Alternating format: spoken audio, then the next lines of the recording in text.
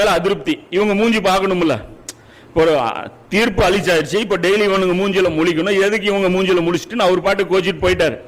அப்ப அதுக்கப்புறம் அல்லாஹ் என்ன சொல்றான், ஆகவே உம்முடைய இறைவனின் கட்டளைக்காக நீர் பொறுத்திருப்பீராக, மீனுடையவரை போன்று அவசரப்பட்டவர் ஆகிவிட வேண்டாம். இது ரசூலுல்லாஹ் அல்லாஹ் சொல்றான் 68 அத்தியாயத்துல 48 வசனத்துல என்ன சொல்றான், நீங்க ஹிஜ்ரத்துக்கு அவசரம் பண்ணிடாதீங்க.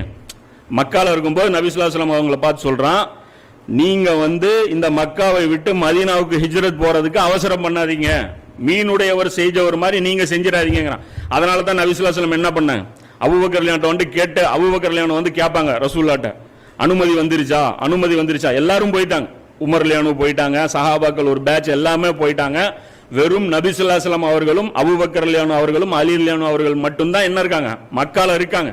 இப்ப இந்த ஸ்டேஜ்ல அபூபக்கர் ரலியல்லாஹு டெய்லி விசாரிப்பாங்க அல்லாஹ்ட்ட இருந்து அனுமதி வந்துச்சான்ட்டு. அப்ப என்ன அர்த்தம், அந்த ஊரை விட்டு போவதற்கு நபிக்கு அல்லது ரசூலுக்கு என்ன அனுமதி அல்லாஹ் கொடுக்கிற வரைக்கும் போகக்கூடாது. இப்ப இது அல்லாஹ்வுடைய ரூல்ஸ். இப்ப இத பத்தி அல்லாஹ் என்ன சொல்றான், இப்ப இவர் என்ன பண்ணிட்டாரு, அல்லாஹ்வுடைய உத்தரவு இல்லாமல் வெளியேறிட்டார். வெளியேறினதுக்கு அப்புறம் என்ன நடக்குது, அந்த ஊர் மக்கள் இருக்கிறாங்க, அல்லாஹ்வுடைய வேதனை வராம என்ன பண்ணுது, சில அத்தாட்சிகள் வருது, வேதனை வராம சில அறிகுறிகள் வருது.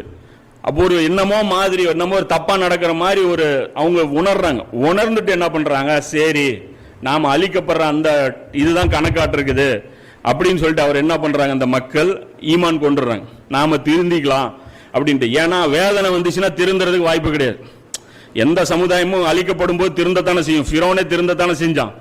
இப்ப இவர் வேதனை வர்றதுக்கு முன்னாடி சில அத்தாட்சிகள் அல்லாஹ் கொடுக்குறான். அந்த அத்தாட்சிகளை பார்த்துட்டு இவங்க என்ன பண்றாங்க, மக்கள் திருந்திடுறாங்க. அல்லாஹ் என்ன பண்றான், அந்த தவணையை என்ன பண்றான், நீட்டிச்சிடறான். அவங்களுடைய அந்த அழிக்கப்படுற அந்த தவணையை என்ன பண்றான், தள்ளிட்டு அவங்களுடைய ஆயுளை நீட்டிச்சு அல்லாஹ் அவங்களை விட்டுறான். அதை பத்தி அல்லாஹ் 10 அத்தியாயத்தில் 98 சொல்றான், நம்பிக்கை கொண்ட எந்த ஊர் மக்களுக்காவது அவர்களுடைய நம்பிக்கை பயனளித்திருப்பதாக எந்த ஒரு எடுத்துக்காட்டாவது இருக்கிறதா, யூனுஸுடைய சமுதாயத்தை தவிர, யூனுஸ் நபியை தவிர அழிக்கப்படுற எந்த சமுதாயத்திற்கும் அவங்களுடைய ஈமான் பயன் தரல. யூனுஸ் நபியுடைய சமுதாயத்துக்கு மட்டும் ஈமான் பயன் கொடுத்துச்சு.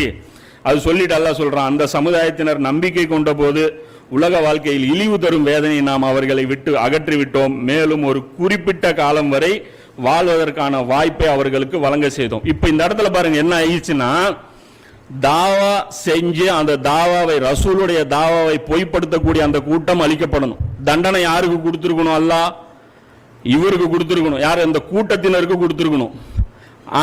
தப்பிச்சு பாதுகாக்கப்பட்டிருக்கிறது யார் பாதுகாக்கப்பட்டிருக்கணும், யூனுஸ் அலைஹிஸ்ஸலாம் அவர்கள் பாதுகாக்க